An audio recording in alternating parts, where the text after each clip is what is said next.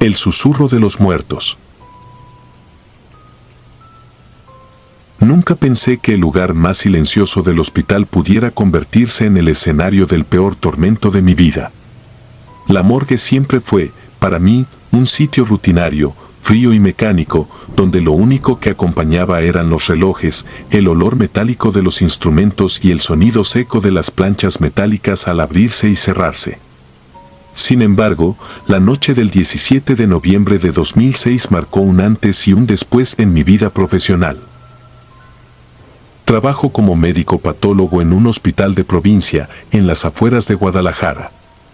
Durante años me acostumbré al silencio de los pasillos nocturnos, al eco lejano de los elevadores que funcionaban incluso de madrugada y a la sensación de aislamiento que reinaba en el sótano donde se encuentra la morgue.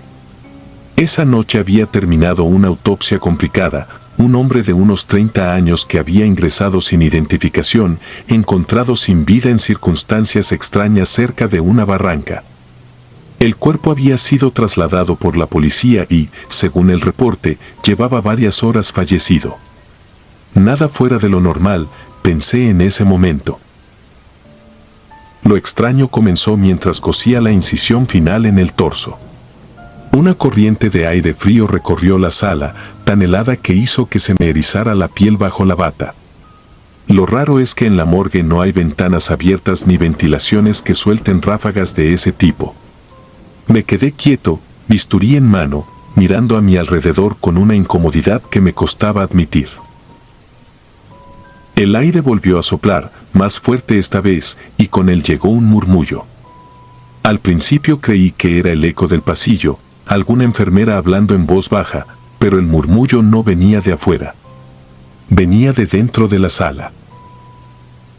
Me acerqué al área de los refrigeradores, convencido de que mi mente me estaba jugando una mala pasada. Abrí una de las gavetas, revisé el interior, cerré y volví a mi mesa. Fue entonces cuando escuché con claridad una palabra repetida, con un tono áspero y casi gutural. Dios. Dios. El murmullo se alargaba, se repetía, como si un hombre estuviera orando en voz baja justo detrás de mí. La sangre me bajó de golpe, pero no podía permitir que el miedo me dominara. Siempre había sido escéptico y había escuchado demasiados rumores de ese lugar. Pensé que tal vez era el cansancio acumulado. Seguí trabajando, forzándome a no voltear, pero el murmullo se volvió un susurro pegado a mi oído.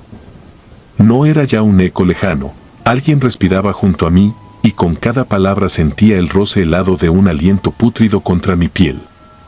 El hedor no era el típico de la descomposición, sino algo mucho más penetrante, como si la podredumbre se hubiera quedado impregnada en mis fosas nasales.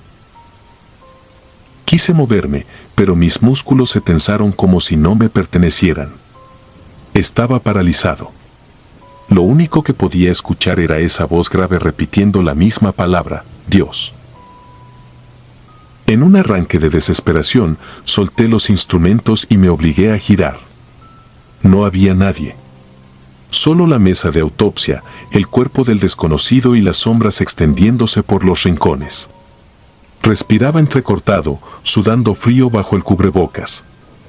Traté de convencerme de que era mi mente agotada, que los rumores sobre la morgue me habían contaminado. Me acerqué al cadáver, como si confirmar que solo era un cuerpo me devolviera la calma. Pero cuando estuve frente a él, noté que su mandíbula estaba levemente abierta, como si hubiera intentado decir algo. Me incliné un poco, observando. Fue entonces cuando juraría que sus labios se movieron.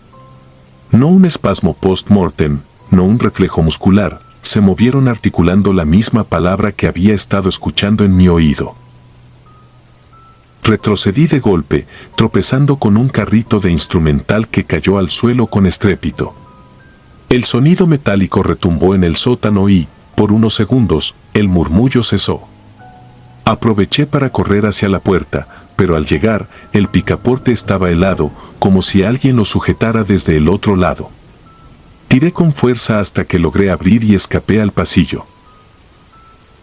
El hospital parecía en calma, con las luces mortecinas iluminando apenas el corredor.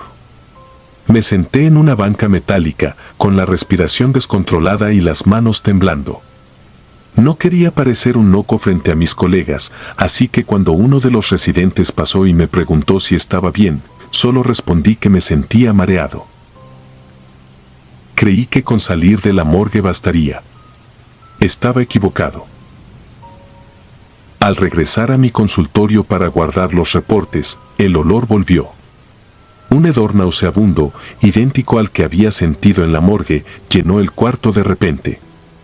Cerré los ojos un instante, y ahí estaba de nuevo, el susurro pegado a mi oído, la voz grave diciendo mi nombre ahora, arrastrando las sílabas con lentitud inhumana.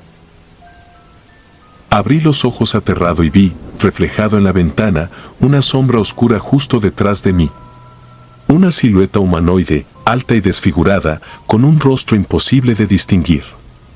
Giré de golpe, pero la sala estaba vacía. Desde esa noche, las cosas no volvieron a ser iguales. Cada vez que bajaba a la morgue, sentía que no estaba solo. Los refrigeradores emitían golpes sordos, como si algo se moviera dentro, aunque estuvieran cerrados con llave. A veces encontraba las planchas extendidas sin explicación, con las sábanas revueltas como si los cuerpos hubieran intentado levantarse. 2 semanas después, un camillero juró haber visto a un hombre salir caminando de la morgue a las 3 de la mañana. Al revisar, todos los cuerpos seguían ahí, menos uno, el del desconocido que yo había abierto la noche del susurro. Nadie supo explicar cómo desapareció. El registro se manipuló y quedó asentado que había sido trasladado, pero todos en el hospital sabíamos que eso era mentira. Yo mismo no volví a ser el mismo. La voz me sigue, incluso fuera del hospital. La escucho al cerrar los ojos, la siento rozando mi oído en los momentos más inesperados, siempre repitiendo lo mismo, siempre trayendo consigo ese olor pestilente que se adhiere a mi piel. He pensado en dejar mi trabajo, pero la morgue ya forma parte de mí. O yo de ella.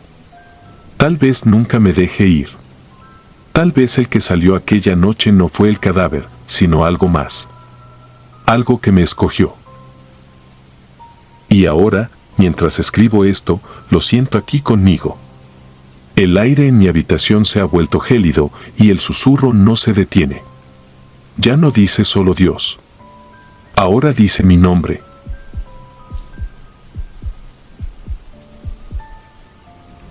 Vigilia en acero inoxidable. A los 20 años, en 2016, empecé prácticas en la morgue del Hospital Civil de Guadalajara. Me llamo Aranza y estudiaba técnico en urgencias médicas. No entré al sótano por valentía sino por necesidad. Aún así, escribía en la bitácora con letra segura, como si registrar los hechos pudiera sostenerme. Aquella tarde me asignaron 3 autopsias en sala 2. El aire olía a cloro y formol. En la mesa 4 yacía un hombre de complexión grande, en la 5, bajo sábana verde, un niño de 10 años. Antes de abrir apoyaba las yemas en el acero y decía en silencio, permiso para aprender, que descansen. No era rito heredado, era recordatorio de que no trabajaba con objetos. Saldaña, el médico de guardia, revisó órdenes y me dejó avanzar. Al adulto le documenté cicatriz en clavícula, tatuaje mal hecho, tierra bajo las uñas. La incisión en y no es bonita, trazamos, cortamos, abrimos esternón con separador hasta el chasquido que se recuerda siempre. Pesamos órganos, fotografiamos, anotamos con sobriedad. Lo mecánico sostiene cuando el resto tiembla. Al niño lo dejamos al final. Su cabello olía a jabón. El dictamen decía asfixia por inmersión.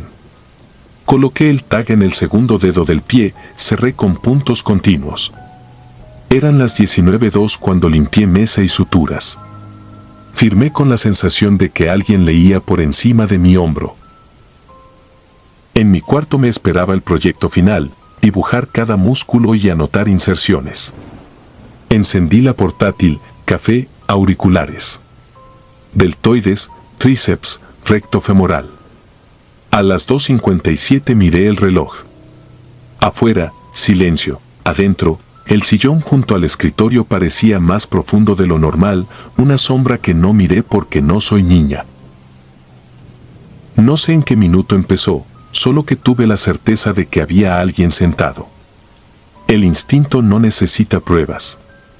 Seguí dibujando para no abrir del todo la puerta. Con el rabillo del ojo, una forma robusta, piernas cruzadas, hombros ocupando el respaldo.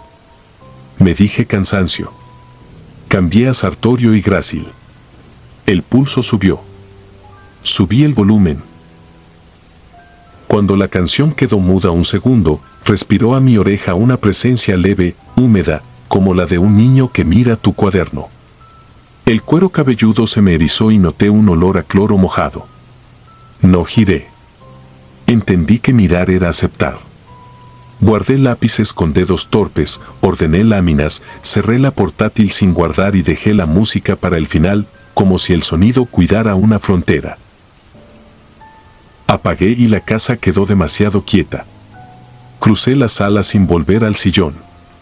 En el marco de la puerta, con la mano en el apagador, dije, dals descanso.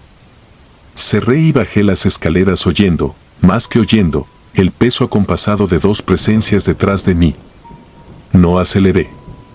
El miedo corre y lo que persigue aprende a correr más rápido.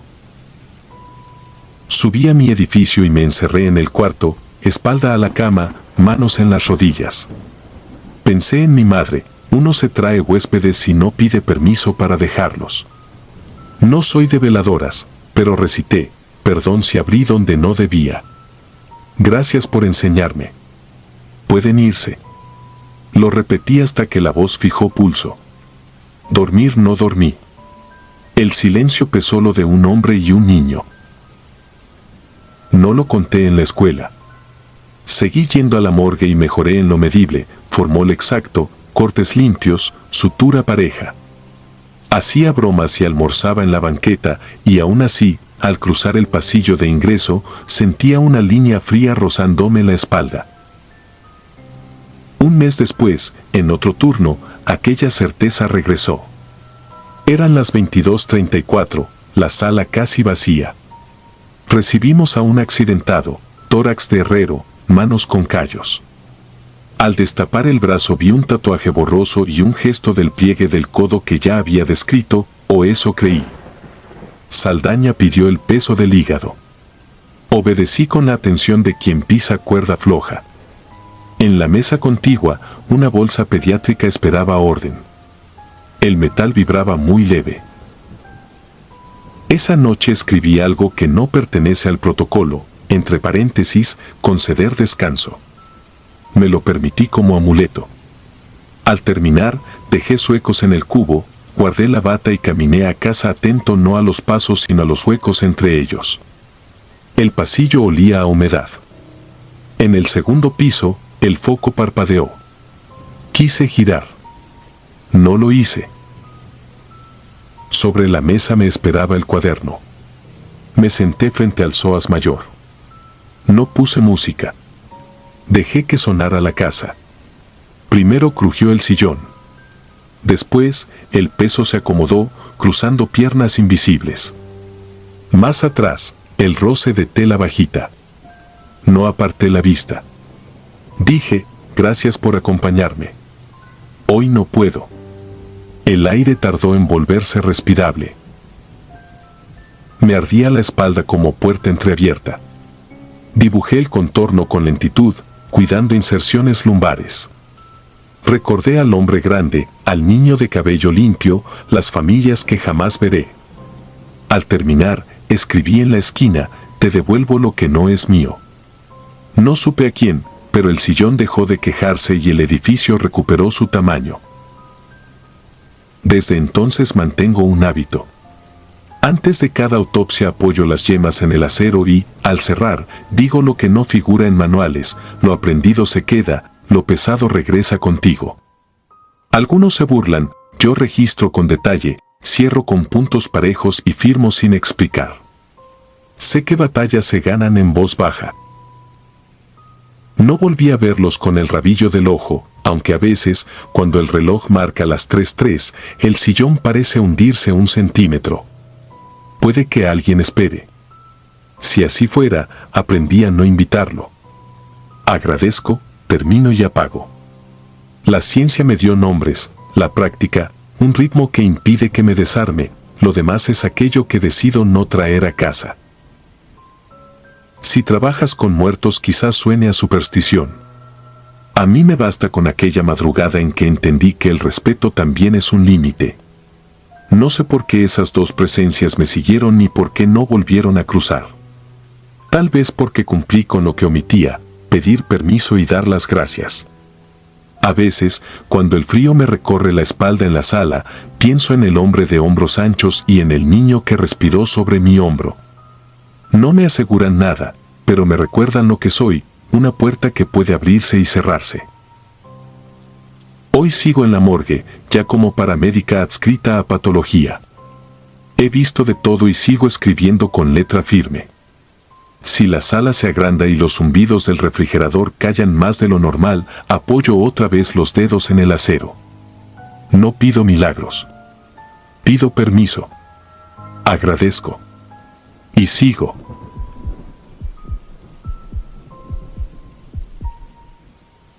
Gorra roja. Lo que voy a contar ocurrió en 2016 en la morgue del Hospital General de Mazatlán, durante mis turnos de la madrugada como técnico de necropsias. No lo escribo para convencer a nadie. Lo escribo porque el recuerdo se quedó pegado a mis manos, como el olor dulzón a formol después de un día de autopsias, y hay noches en las que siento que la historia se despierta sola y camina hasta el filo de mi cama. Necesito dejarla aquí, con los mismos detalles con los que la viví, sin adornos ni gritos, como se anotan las cosas en una bitácora, hora, temperatura, causa probable y un pequeño espacio para observaciones que nadie quiere llenar. A esa hora, la morgue era un conjunto de ruidos previstos, el zumbido constante de los refrigeradores entre 2 y 4 grados, el goteo de la canaleta bajo la mesa de acero, el aire acondicionado viejo que temblaba en los cambios de presión.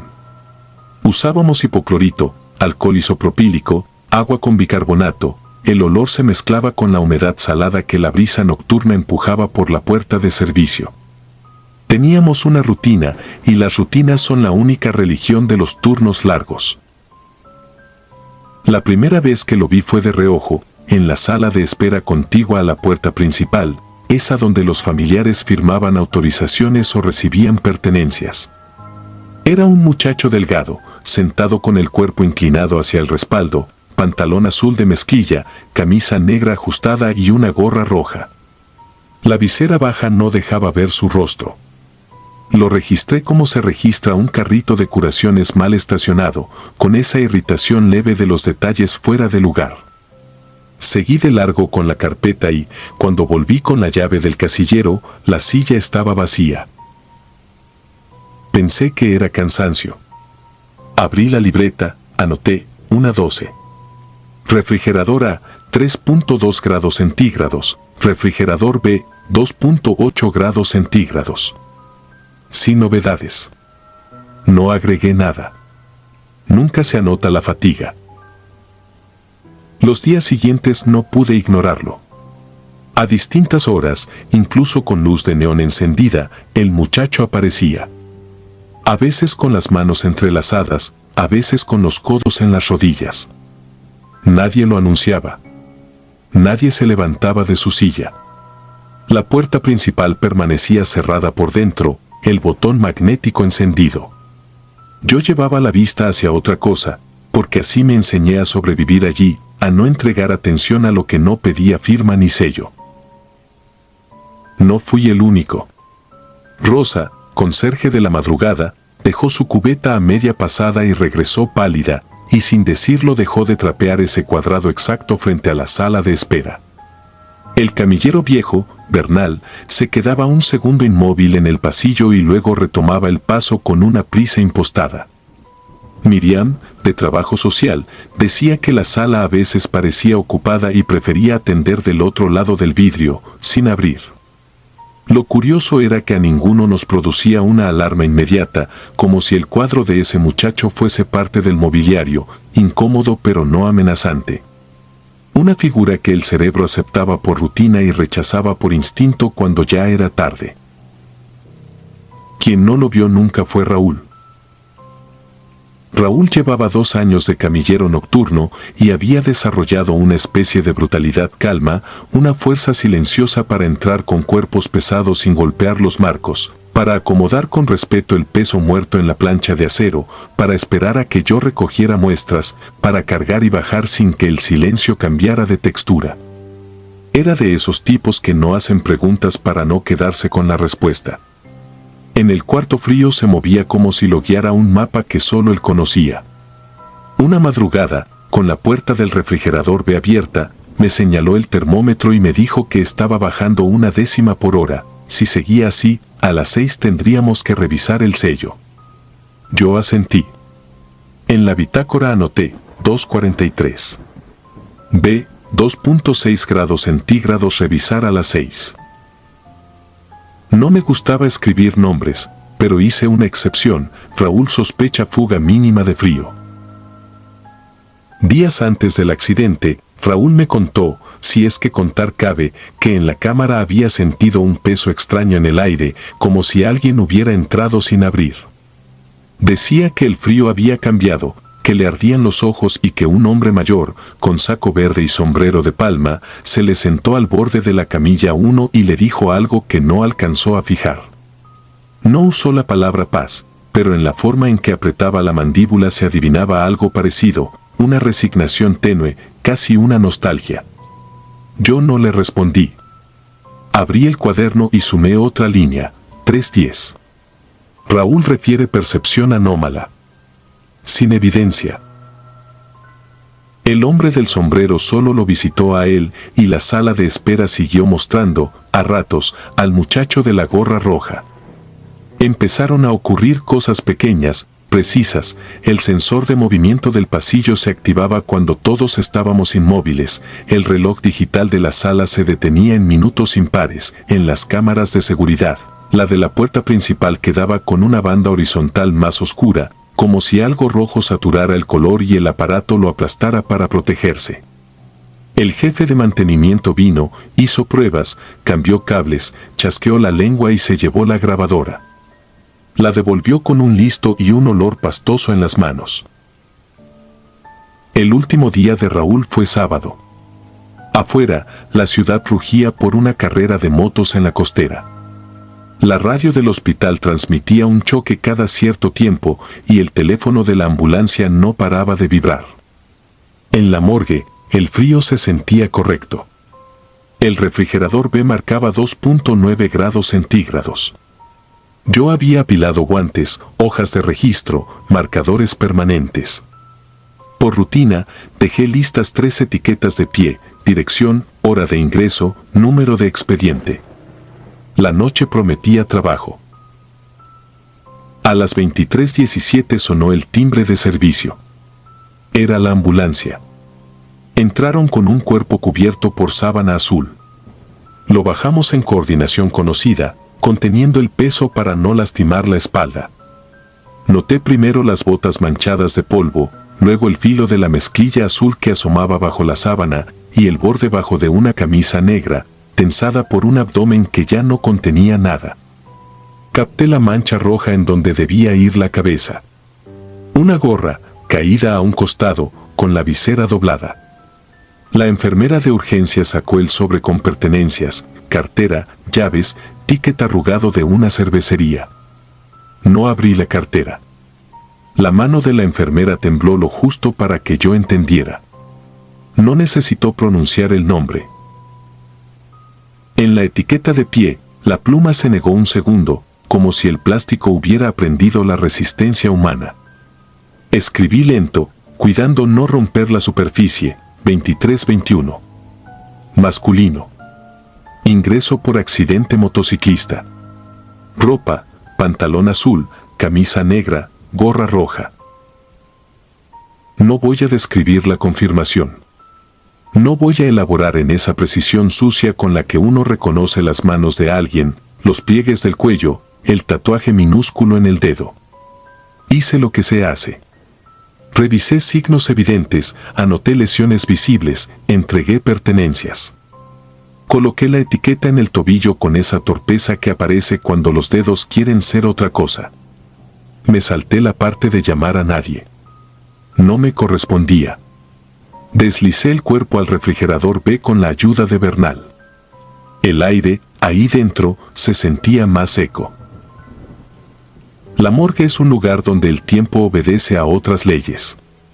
Las horas después se me mezclan. Preparé 4 bolsas para necropsia. Lavé 2 veces la canaleta. Firmé 3 recibos.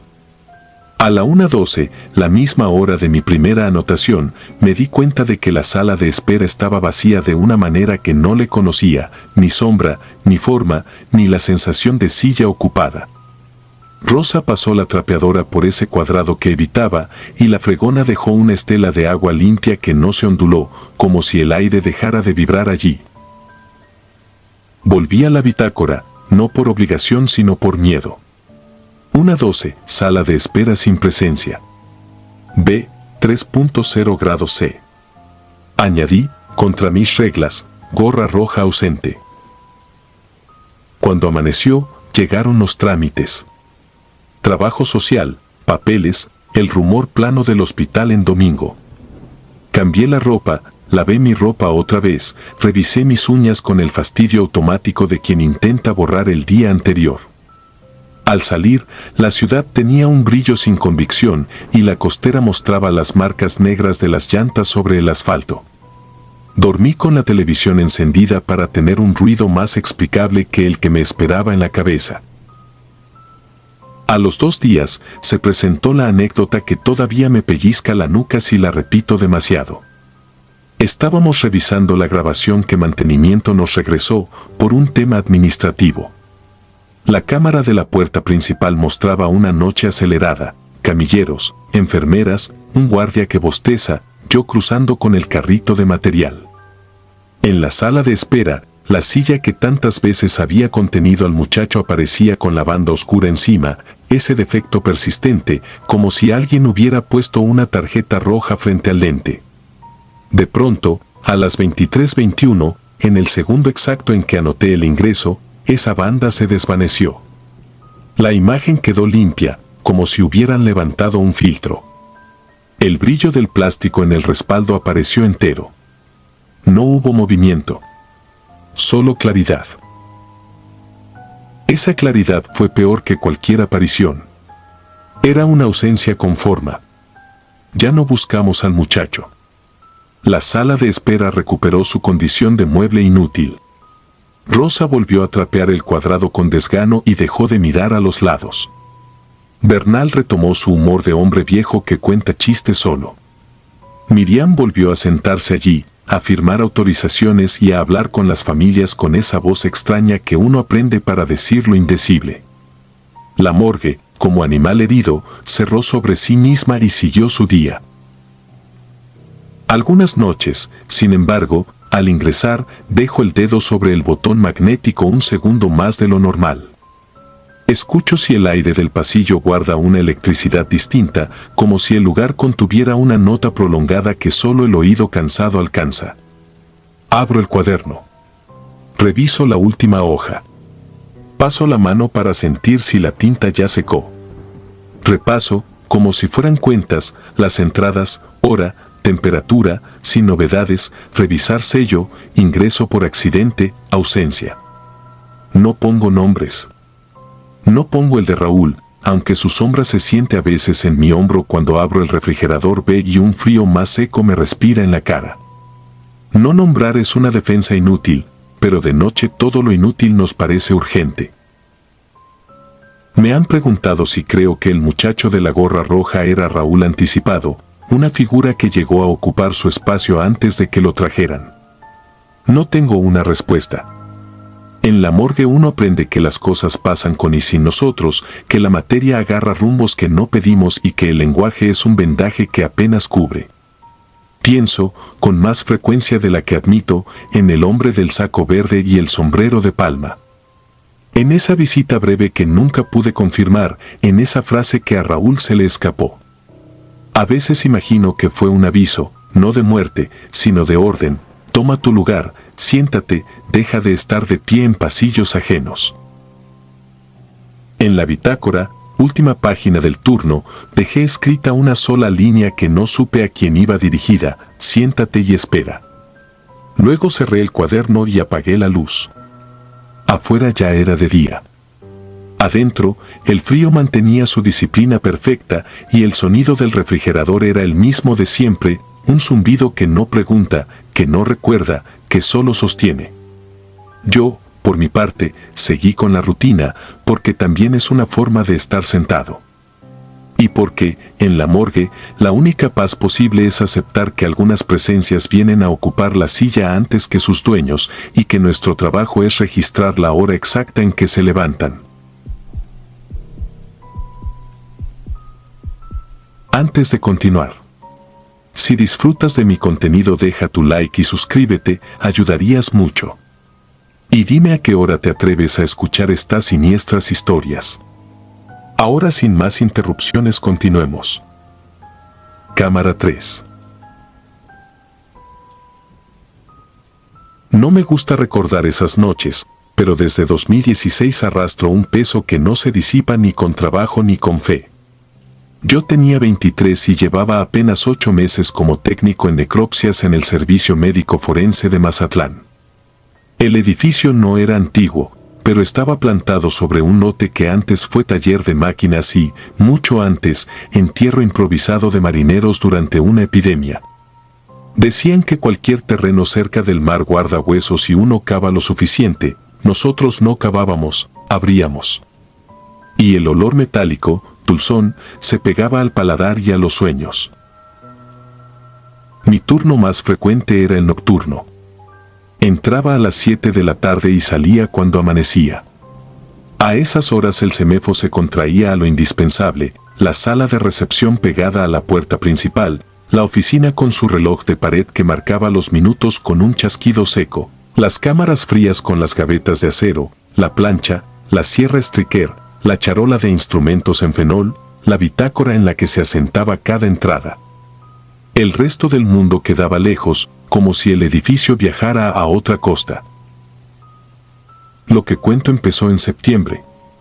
La primera vez lo vio Chela, que entonces llevaba 14 años en el servicio y no conocía el miedo, o lo había maquillado tanto que ya parecía rutina. Entró a la oficina a firmar un ingreso y se detuvo en seco. En el sillón de vinil, ese que queda justo de frente a la puerta principal, estaba sentado un muchacho. Ropa de trabajo azul, botas llenas de costra blanca como sal, una gorra gris que le bajaba la visera hasta casi taparle los ojos. No se movía. Chela cruzó para ir a la cafetera pensando que era familiar de algún levantamiento. La regla era clara: nadie se sienta ahí sin autorización. Cuando el cerebro le alcanzó para amarrar ideas, volvió la vista, prendió la luz de la sala y el sillón estaba vacío. No había ruido de puerta, ni sombra, ni rastro. Al día siguiente, lo vio Dania. 2 noches más tarde, lo vi yo. Lo curioso es que todos lo percibíamos del mismo modo, sin detalles de rostro, con la gorra siempre baja, con las botas húmedas de sal. Entre nosotros nos jurábamos que no estábamos sugestionados. Lo escribimos en la bitácora con vergüenza, sin palabras grandes, para que quedara constancia de las pequeñas: se observa persona en sillón. Se procede a verificar puerta. Sin novedad. A quien nunca le tocó verlo fue a Rogelio. Rogelio tenía 32, barba siempre mal rasurada y una paciencia que nos salvó de errores. Era el que llamaban cuando había que lijar, cuando una clavija no encajaba, cuando el ventilador de cámara 3 hacía un zumbido distinto al de la semana pasada. Firme, con mano segura sobre la plancha y voz baja al enumerar heridas. Una vez, entre el vaivén de un martes a las 3, dijo que el muchacho del sillón sería un eco de alguien que no hemos recibido. Lo dijo con tal normalidad que me molestó. Habíamos visto cosas feas, sí, pero distraer las horas con supersticiones no formaba parte del protocolo. Esa noche entraron 3 cuerpos. Una mujer atropellada, un hombre robusto con múltiples contusiones, un adolescente de 11 o 12, mal amarrado a su última cobija. A mí me tocó empezar por el menor, etiquetar, fotografiar, verificar integridad, depositar pertenencias en sobre. Antes de incidir, me detuve como siempre, un instante en silencio, mero gesto privado que nadie me enseñó, y pensé que nada era justo. Afuera llovía apenas, suficientes gotas para rebotar en las láminas de la techumbre y adherirse a los cristales. El reloj del pasillo soltó 3 chasquidos profundos. El ruido de la Striker, en otra sala, vibraba como si la estuviera sosteniendo yo. A la 1 de la mañana, Dania vino a avisar que la cámara de vigilancia de recepción había grabado algo extraño. No nos gusta ver los monitores cuando hay movimiento, a esas horas cualquier reflejo multiplica sombras. Aún así, nos paramos frente a la pantalla. La imagen, granulada, enseñó la sala con su sillón de vinil. La puerta principal cerrada. Y el muchacho. Giró apenas la cabeza, no lo suficiente para enseñarnos la cara, y pareció fijarse en la cámara. El reloj marcaba 1 hora 17 minutos y 39 segundos cuando la imagen se llenó de estática. Al volver, el sillón estaba vacío. Glitch, dijo Rogelio. Nadie contestó. Apuntamos la hora en la bitácora, y seguimos. A las 3:05 me quedé solo en el vestidor. Me senté en la banca de madera con el overol húmedo de sudor y cloro. Bajé la frente y sentí que caía en un pozo corto. El chasquido del reloj se mezcló con el hum de cámara 3. Y entonces alguien se sentó a mi lado. Fue un peso muy leve, casi una compasión. Vi unos pantalones de manta, unas manos nudosas apoyadas sobre los muslos. Un sombrero de palma. No olía a nada. La respiración no era de muerto. No era tampoco de un vivo apurado. Mecánica, tranquila, como el mar cuando lo miras desde lejos. Se inclinó y me dijo algo al oído. No recuerdo la frase. Lo que me quedó es un hueco de paz, una paz que me avergonzó, que sentí que no me correspondía. Parpadeé y ya no había nadie. Me levanté con la boca seca. Fui al lavabo. Me miré en el espejo. Los fluorescentes zumbaban como insectos grandes. A las 3:38, un golpe sacudió la plancha de la sala contigua. Salimos. La bandeja de acero donde colocamos instrumentos estaba en el suelo.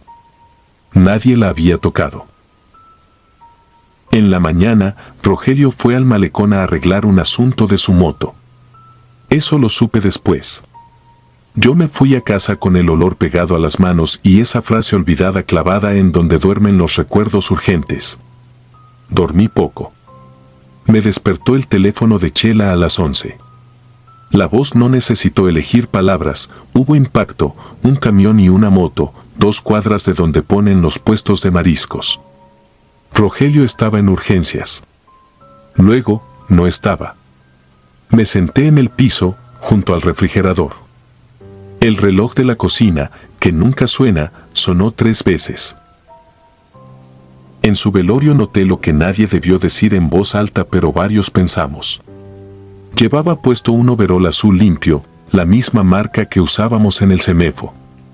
A los técnicos nos dan uno para el trabajo y cada quien tiene el suyo para la casa, por si hay que entrar a horas raras. El suyo era de esos, con un remiendo en el borde del bolsillo.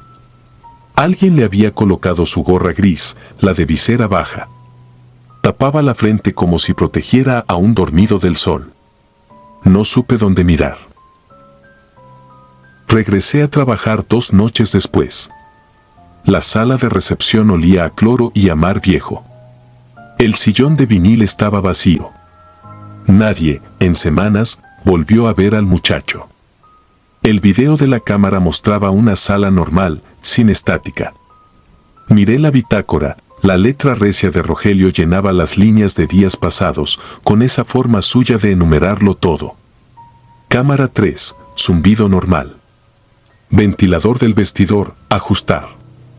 Cierra, cambiar abrasivo. Fui hasta cámara 3. Apoyé la mano en la puerta. El metal devolvió un frío limpio. Por la ventanilla se veía el pasillo de gavetas, sin nada extraño. El seguía siendo el mismo. Esa madrugada recibimos un levantamiento de carretera. En la charola, al revisar un manojo de llaves con etiqueta de motel, encontré una tarjeta con una palabra impresa al reverso, mojada, casi borrada, aviso. La metí al sobre de pertenencias, registré todo como debía. No creo en los mensajes escondidos, me dije. No creo en el destino. Creo en la cadena de custodia, en la navaja nueva, en la forma correcta del nudo cuando se cierra la bolsa. Pero cada que el reloj soltaba su chasquido, recordaba la sensación de esas manos nudosas en la banca, ese peso mínimo a mi lado, ese hueco de paz que no he vuelto a sentir. Pasaron meses. Por temporadas llegaban historias. Una gente que juraba haber escuchado pasos ecos al final del pasillo, como si alguien arrastrara botas con sal, una practicante que dejó un vaso con agua en la oficina y, al volver, encontró en el vidrio el círculo perfecto de una visera. Cosas que no entran en la bitácora. Cosas que uno guarda para no parecer ridículo. En enero del siguiente año me tocó hacer inventario de cámaras con Dania. La 1, normal. La 2, sin novedad. Al abrir la 3, el vapor nos nubló los lentes. Una ráfaga fría nos dejó el dorso de las manos ardiendo. En la pared posterior, a la altura de los hombros, había un semicírculo de escarcha como un gesto de saludo, una visera dibujada por accidente, eso pensé para no hacerme daño. Dania respiró hondo, no dijo nada. Cerramos. Anoté limpiar escarcha, nada más. A la salida, ya con cielo claro, me quedé un momento en la sala de recepción. El sillón brillaba con su vinil nuevo, porque lo habían cambiado después de la muerte de Rogelio, como si cambiar un objeto borrara el eco de una imagen. Me senté. No había nadie. Se oía el tránsito lejano, las voces de los primeros vendedores de ceviche. Me vi reflejado en el vidrio de la puerta, overol azul, ojeras, mano que tiembla apenas cuando no duerme. No llevaba gorra. Tuve la necesidad absurda de cubrirme la frente, de bajar una visera, de protegerme los ojos del sol de Mazatlán, intenso hasta cuando se asoma. Me levanté. Fui a la oficina. Tomé la bitácora y escribí, por primera vez desde lo de Rogelio, algo que no tenía que ver con metal ni con horarios, si hay aviso, que baste. A veces pienso que el muchacho era Rogelio antes de serlo. Un reflejo de lo que iba a pasar, sentado en nuestro sillón, esperando que aprendiéramos a leer. Otras veces prefiero creer que cada muerte deja un eco que viaja con prisa y se sienta donde puede, en lo primero que encuentra, para mirar un lugar que va a extrañar. En noches muy silenciosas vuelvo a sentir el peso ligero en la banca de madera y trato de atrapar la frase que me dijeron al oído, siempre se me escapa, como el frío de cámara 3 cuando uno abre la puerta solo un segundo y cree que aguantará.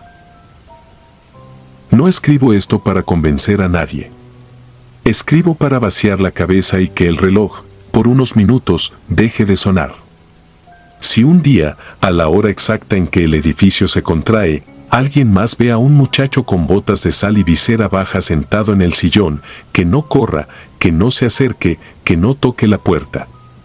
Que apunte la hora, que respire. Y si un viejo de sombrero se sienta a su lado con manos de manta y le dice algo, no busque recordar las palabras. Hay mensajes que no necesitan lenguaje. Hay avisos que solo quieren que uno esté despierto. Y hay cámaras frías que guardan más que cuerpos. Nadie volvió a ver al muchacho después de enero. El sillón ha tenido manchas y fundas nuevas. El reloj cambió de pared. La Striker canta igual. En la bitácora mi letra ya no tiembla.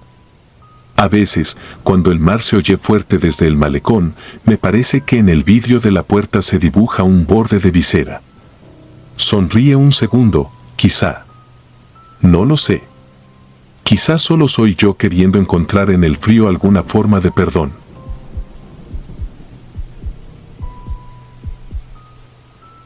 Frío de acero. Me llamo Mariana Ortega.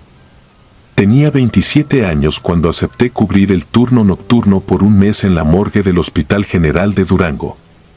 Era 2017. Tenía práctica con la formalina, con el instrumental y con las listas de verificación, pero no con el silencio que cae después de medianoche, ese que no pesa como una manta, sino como un metal frío sobre los hombros. Esa primera semana la bitácora fue sencilla: ingresos por accidentes, un paro cardíaco, un homicidio con arma blanca. Etiqueté bolsas, confirmé tobilleras, revisé temperaturas de cámaras.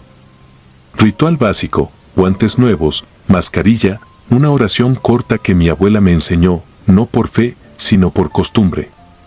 Me repetía que el respeto organiza la mente cuando el cuerpo tiembla sin permiso. El 12 de mayo ingresó un hombre sin identificación. Lo trasladaron desde una localidad cercana, atropellado de madrugada.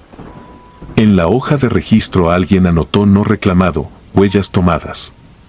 Era alto, robusto, con vello oscuro denso, casi uniforme, el pelaje le subía por el esternón como si hubiera sido peinado a contrapelo.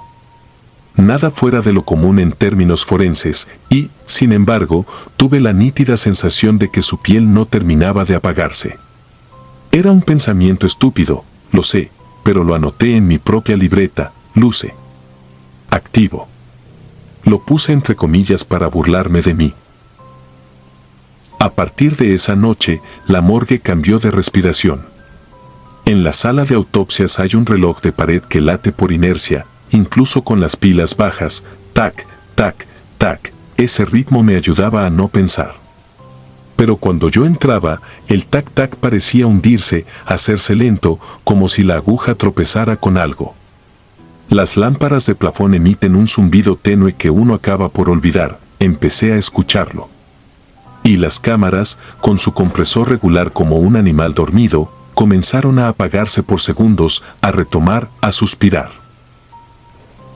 La segunda noche con el no identificado, me quedé sola a las 2 de la mañana. El guardia salió a fumar y el camillero se fue a urgencias por una transferencia. Ese fue el momento en que, sin motivo, se encendió la luz del lavabo. Era la luz más terca del edificio, difícil de encender incluso cuando la necesitábamos. Brilló sobre el acero como una grieta blanca y reflejó mi silueta en el vidrio de las alacenas. Me acerqué para cerrarla, el interruptor ya estaba en off. La apagué presionando 2 veces.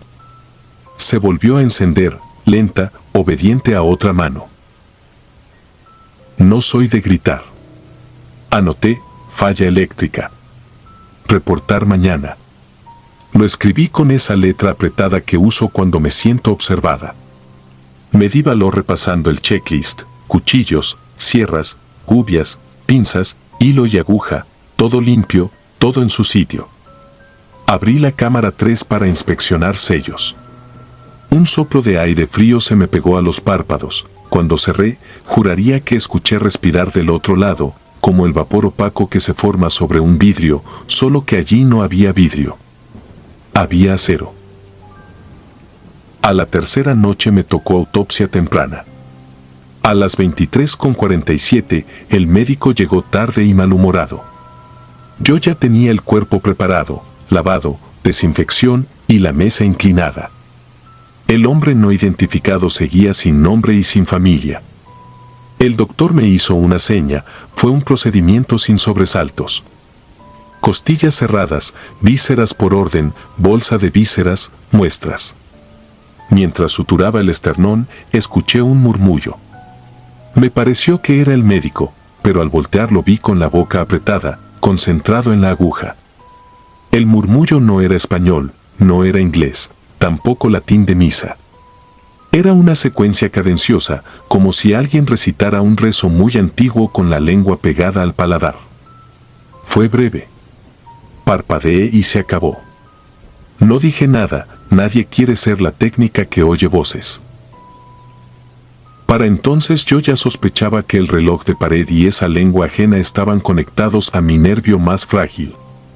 Intenté racionalizar, estrés, cafeína, la estúpida costumbre de rezar. Me prometí cambiar rutinas, no mirar mi reflejo en el acero, no contar pasos entre la sala y las cámaras. Al final, la morgue le impone aún a sus números. La cuarta noche llegó con lluvia. Esa lluvia menuda de Durango que parece polvo húmedo y se escurre por los respiraderos. En el pasillo, las lámparas formaban charcos de luz amarilla. Hice una ronda, candados, puertas, carros de traslado. Cuando pasé junto a la cámara 3, escuché un golpecito. Seco, tímido. Pude fingir que era dilatación del metal por el frío, pero no cuando se repitió con un ritmo de 3. Mi abuela decía que los muertos llaman de a 3. Abrí la puerta en automático, desde la mitad del gesto. El aire me mordió las encías. Adentro, sobre la bandeja, el cuerpo del no identificado. Nada fuera de lugar. La etiqueta blanca en el dedo, el vendaje oscuro en el esternón. Cerré. El metal devolvió mi cara pálida, una máscara que no quería mirarme. Volví al escritorio. Tomé la bitácora. Escribí, golpes en C3. Probable contracción de bandeja. Me obligué a describirlo en términos de objeto, como nos enseñaron. Y lo logré, hasta que vi la orilla de la hoja húmeda. No goteaba agua de mi cabello ni de mi ropa. La humedad se formaba desde el centro del papel, como si una gota cayera del aire y atravesara la página sin tocarla. Enseguida comenzó el olor, no era formalina, no era desinfectante, no era sangre. Era un olor animal, denso, tibio. Me recordó a los perros mojados en el rancho de mis tíos, pero multiplicado, más terroso, más antiguo. Me levanté con la intención de recorrer el pasillo y abrir todas las ventanas. No hay ventanas en la morgue. Lo olvidé. Y entonces la escuché de nuevo, la oración en ese idioma. Esta vez venía de varios lugares a la vez, como si las paredes lo repitieran. Repare en que el compresor de la cámara 3 se apagó y el de la 4 tomó su sitio y luego el de la 2. La sala sonaba como un órgano con tubos encendiéndose uno por uno.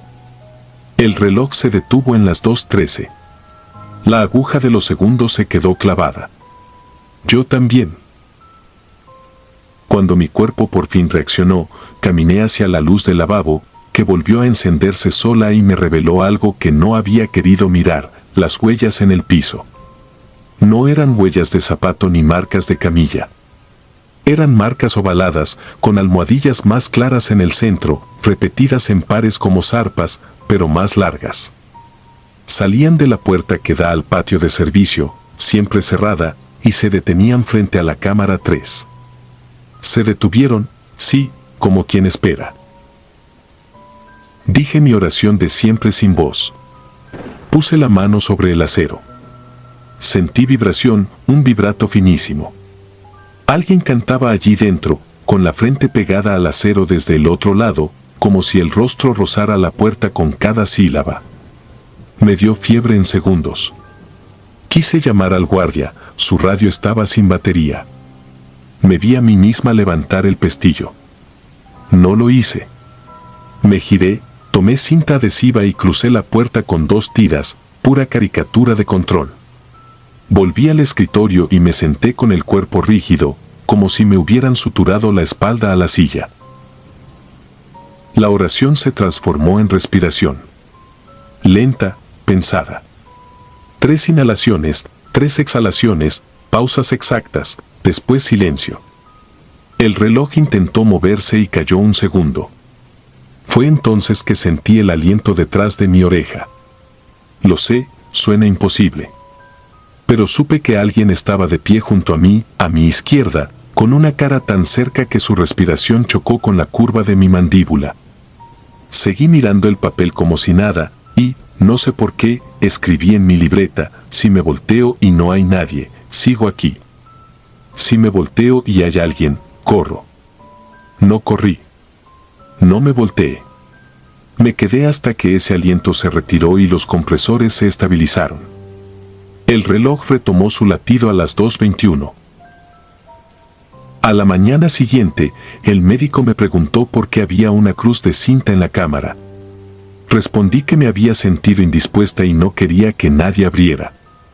Me miró con una mezcla de fastidio y afecto, esa que reservan los que ya se creen inmunes a todo. Hoy se va el no identificado al panteón municipal, dijo. Sentí alivio. Era ridículo sentir alivio por un cuerpo que debía ser como cualquier otro. El coche fúnebre se retrasó por papeleo. La bolsa quedó sobre la mesa de traslado con una sábana encima, lista para firmar y entregar. Yo me hice tonta, organizando frascos, llenando etiquetas, rehuyendo esa mesa como si fuera un animal paciente.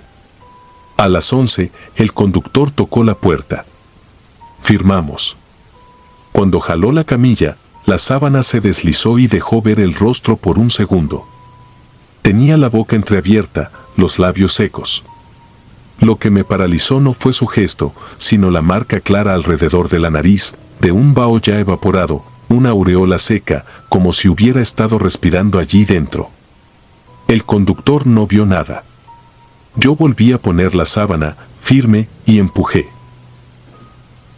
Esa noche no trabajé. Pedí cambio de turno. Dormí con las cortinas cerradas, la ventana trabada, el celular en modo avión. Creí que se me pasaría con sueño y pan dulce. Pero cuando desperté hubo una certeza esperándome al pie de la cama, sentada como una persona paciente. No era un algo de la morgue. Era un alguien que me miró a los ojos. A partir de entonces, lo escuché en lugares que no tienen acero. En la fila de la farmacia, una mujer detrás de mí murmuró con ese mismo compás de sílabas imposibles. Cuando volteé, movía los labios como quien se moja con su propia lengua una oración que no puede compartirse. En la sala de espera del hospital, el reloj se atrasó 8 minutos mientras lo observaba. En mi departamento, el espejo del baño se empañó con 2 soplos cuando no había ducha prendida. Un mes después, el administrador me llamó, la familia del no identificado apareció. Había nombre, había pueblo, había una hermana. Quise ir al entierro. No fui. Me quedé en casa, sentada frente a mi libreta, repitiendo lo único que me ha sostenido desde entonces: la muerte se guarda secretos, pero el silencio los entrena. Y el mío, ahora, ya aprendió el idioma. No sé si fue parálisis del sueño, sugestión por el turno, o un ritual antiguo que encontró un hueco en mi cabeza cansada. No tengo fechas exactas, no tengo pruebas. Tengo esta bitácora con mi letra apretada, la marca de cinta que nadie recuerda, el olor animal que todavía distingue mi cuerpo aunque la mente lo niegue. Si me preguntan por qué escribo, diré lo mismo que le repetía a mi abuela para que me dejara acompañarla al panteón: quiero ver para creer. Y vi algo que me miró de vuelta, respirando desde el frío. El reloj de pared de la morgue marca la hora correcta otra vez. A veces paso por el pasillo para comprobar, por puro masoquismo. Si me detengo en silencio, puedo notar un detalle que la prisa borra: ese tac-tac no viene solo del reloj.